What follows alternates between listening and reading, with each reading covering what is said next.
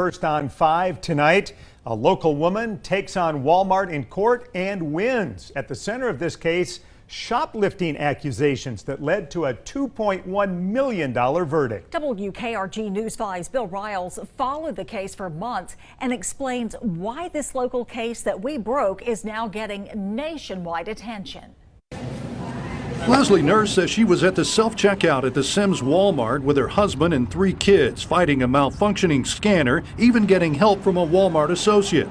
After she thought she'd finished and paid, she was stopped by an asset protection manager.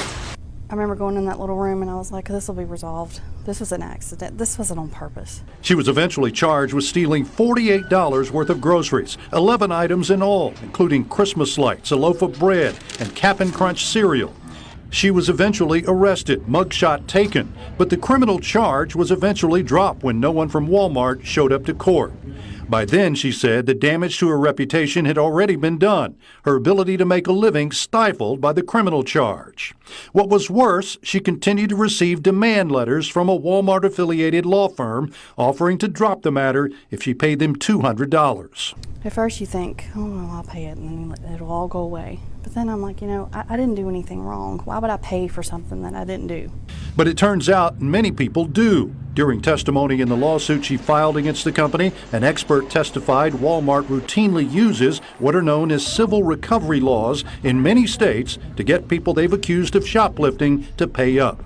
University of Nebraska assistant law professor Ryan Sullivan, who has studied the practice, testified that in a 2-year period, Walmart charged some 1.4 million people across the country with criminal theft of property and ended up collecting more than $300 million through their civil demand letters in the same period. The lawsuit Nurse filed against Walmart charged the company with abusive process, meaning the company used the criminal charges to bolster their chances of civil recovery. Exactly, that they prosecute her solely for the purpose of getting what they call civil recovery on money. To add insult to injury, Walmart never produced a video that would have been recorded at the self-checkout area that would have proved Nurse shoplifted or didn't. It would have shown the truth, and that they didn't want the truth to be shown. At the end of this lawsuit, filed in 2018 and delayed by the COVID pandemic, a unanimous jury found for Nurse and awarded her $2.1 million in punitive damages.